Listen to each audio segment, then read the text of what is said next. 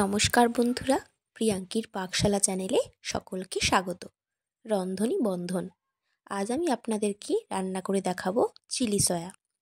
এটি রান্না করতে লাগছে ক্যাপসিকাম, পেঁয়াজগুলিকে আমি ডুমো ডুমো করে কেটে নিয়েছি। ক্যাপসিকামটাকেও ঠিক পেঁয়াজের মতো ডুমো ডুমো করে কেটেছি। এই একই রকম পদ্ধতিতে ক্যাপসিকাম এবং পেঁয়াজগুলোকে আমি কেটে নিয়েছি। এছাড়া লাগছে আদা, রসুন, কাঁচা লঙ্কার পেস্ট, এছাড়া টমেটো সস, এছাড়া চিলি সস, সয়া সস এবং ভিনিগার। এই সমস্ত উপকরণগুলি লাগছে আমাদের রান্না করতে। আর একদিকে আমি সয়াবিনটাকে সেদ্ধ করে সেটিকে ভিনিগার, একটি ডিম, কিছুটা চালের গুঁড়ো এবং কর্নফ্লাওয়ার আর সাথে নুন হলুদ দিয়ে মাখিয়ে কম করে 2 ঘন্টা রেখে দিতে হবে, যাতে সেই উপকরণগুলি সয়াবিনের ভেতরে যায়। এবার সয়াবিনটাকে গরম তেলে ভেজে নিতে হবে, ঠিক পকোড়ার মতো করে। সয়াবিনটা পকোড়ার মতো করে ভাজতে হবে। ভাজতে ভাজতে দেখুন মনে হচ্ছে যেন চিকেনের পকোড়া। চিকেন পকোড়াগুলি ভাজলে ঠিক যেমন দেখতে লাগে, সয়াবিনটাকেও ঠিক একই রকম দেখতে লাগছে। এই যে দেখুন, আমি পকোড়া বানিয়ে ফেলেছি। এই যে বাটিতে, ছোট বাটিতে যে পকোড়া, সেটি আমার বাচ্চাদের জন্য। ওরা এই পকোড়া খেতে খুব ভালোবাসে। যখনই আমি চিলি সয়া রান্না করি, ওদের জন্য আলাদা করে এই পকোড়াটুকু আমি রেখে দিই। ওরা খুব মজা করে এটি খায়। সয়াবিনে রয়েছে প্রচুর খনিজ উপাদান, ক্যালসিয়াম এবং আয়রনের ভালো উৎস, হাড় ক্ষয় রোধে ও ওজন কমাতে সাহায্য করে।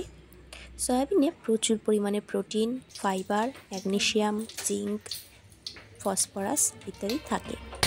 এবার আমি রান্নাটি শুরু করছি। তেল গরম হয়ে গেলে তাতে আমি গোটা শুকনো লঙ্কা দিয়ে দিয়েছি। শুকনো লঙ্কাটি কিছুক্ষণ ভাজা ভাজা করে যখন একটু লালচে ভাব হয়ে যাবে, তখন আমি তেলের মধ্যে ক্যাপসিকামগুলি দিয়ে দেব। ক্যাপসিকামগুলি প্রথমেই দেওয়া হয়, কারণ ক্যাপসিকাম সিদ্ধ হতে একটু সময় লাগে। সেই কারণে প্রথমে আমি ক্যাপসিকামগুলো তেলের মধ্যে একটু নাড়াচাড়া করে নিচ্ছি। তাতে সুন্দর একটা রং হবে ক্যাপসিকামের, এবং ক্যাপসিকামগুলি সুন্দরভাবে সেদ্ধও হবে। ক্যাপসিকামটাকে সুন্দর করে সেদ্ধ করে নেওয়ার জন্য আমি এতে সামান্য একটু লবণ ব্যবহার করছি। লবণ দিলে ক্যাপসিকামের থেকে জল বেরোবে এবং তাড়াতাড়ি ক্যাপসিকামটা সেদ্ধ হয়ে যাবে। ক্যাপসিকামগুলো খানিকক্ষণ নাড়াচাড়া করতে করতে আমি এবার এর মধ্যে যে পেঁয়াজ কেটে রেখেছিলাম ডুমো ডুমো করে, এবারে সেই পেঁয়াজগুলি দিয়ে দিলাম। পেঁয়াজগুলি দিয়ে কিছুক্ষণ নাড়াচাড়া করতে হবে, একটু লালচে লালচে ভাব হওয়া পর্যন্ত এইভাবে ক্যাপসিকাম আর পেঁয়াজগুলিকে ভাজা ভাজা করতে হবে। তারপর এতে আমি পেস্ট করা আদা, রসুন, কাঁচা লঙ্কার যে মশলাটি, সেটি এবারের মধ্যে দিয়ে দেব। এই পর্যায়ে এসে এই মশলাটি ক্যাপসিকাম এবং পেঁয়াজের সঙ্গে ভালো করে কষাতে হবে, যাতে সেগুলির কাঁচা গন্ধ একেবারে উধাও হয়ে যায়। খানিকক্ষণ নাড়াচাড়া করতে করতে এবার আমি এই মিশ্রণটির মধ্যে দিয়ে দেব সামান্য পরিমাণে হলুদ দিয়ে এবার আমি মশলাটিকে ভালো করে কষাবো। হলুদ দিলে এতে সুন্দর একটি রং আসবে এবং রান্নাটিও দেখতে খুব সুন্দর হবে। আমি খানিকক্ষণ কষাচ্ছি, এইভাবে সমানে নাড়াচাড়া করতে করতে মশলাটি ভাজা ভাজা হচ্ছে। ভালো করে মশলা কষানো হয়ে গেলে এরপর আমি একে একে সমস্ত সসগুলি অ্যাড করব। প্রথমে দিচ্ছি সয়া সস। চিলি সয়া মানে সয়া সসের প্রধান গুরুত্ব। সয়া সস পরিমাণ মতো দিয়ে দিলাম। এবার এতে আমি দেব চিলি সস। চিলি সসটা একটু বেশি পরিমাণে দিতে হবে, কারণ এই মেনুটি একটু ঝাল ঝাল হয়, তাই চিলি সসটা একটু বেশি পরিমাণে দিয়ে দিলাম। চিলি সসটি দেওয়ার পরে এবার পালা হলো টমেটো সসের। আমি এবারে এতে টমেটো সস অ্যাড করব। পরিমাণ মতো টমেটো সস দিয়ে দিতে হবে এতে। টমেটো সস দেওয়া হয়ে গেল মানেই সসের পালা পূর্ণ। এবার এই সব মিশ্রণটিকে কিছুক্ষণ ধরে সমানে নাড়াচাড়া করতে থাকতে হবে, যাতে সমস্ত কিছু একসঙ্গে ভালো করে কষানো হয়। মশলা এবং সস যতক্ষণ না কষানো হয় ততক্ষণ পর্যন্ত এইভাবে নাড়াচাড়া করতে থাকতে হবে।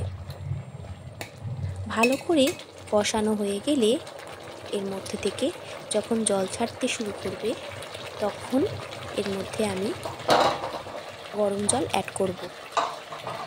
এবার আমি গরম জলটা দেব। গরম জলটা দিলেই সমস্ত সবজিগুলো সেই গরম জলের ভাপে সম্পূর্ণভাবে সিদ্ধ হতে শুরু করবে এবং ঝোলটাও ধীরে ধীরে ঘন হবে। এই রকম নাড়াচাড়া করতে করতে যখন ফুটতে শুরু করবে তখন আমি এর মধ্যে সয়ার বড়ির যে পকোড়াগুলো বানিয়ে রেখেছিলাম সেগুলো দিয়ে দেব।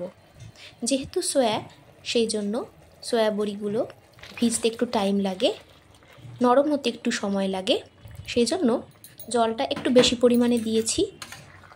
সয়াগুলো যাতে পুরোপুরি জলে ডুবে সেদ্ধ হয় এবং ঝোলের সম্পূর্ণ রসটা যেন সেই সয়া বড়ির ভেতর ঢোকে। চিকেন হলে একটু কম পরিমাণে জল দিলেও কিন্তু হয়ে যায়। চিকেনটা যেহেতু কষাতে কষাতেই সেদ্ধ হয়ে যায়, তাই জলটাও লাগে খুব কম পরিমাণে। কিন্তু যেহেতু এক্ষেত্রে সয়া বড়ি, সেই জন্য জলটা একটু বেশি পরিমাণে দিতে হলো। সিদ্ধ হওয়ার সময় সয়া কিছুটা জল টানে। এই যে দেখুন, আমাদের আজকের চিলি সয়া তৈরি হয়ে গেছে। আপনারাও ভালো লাগলে অবশ্যই বাড়িতে ট্রাই করবেন এবং চ্যানেলটি সাবস্ক্রাইব করে রাখবেন।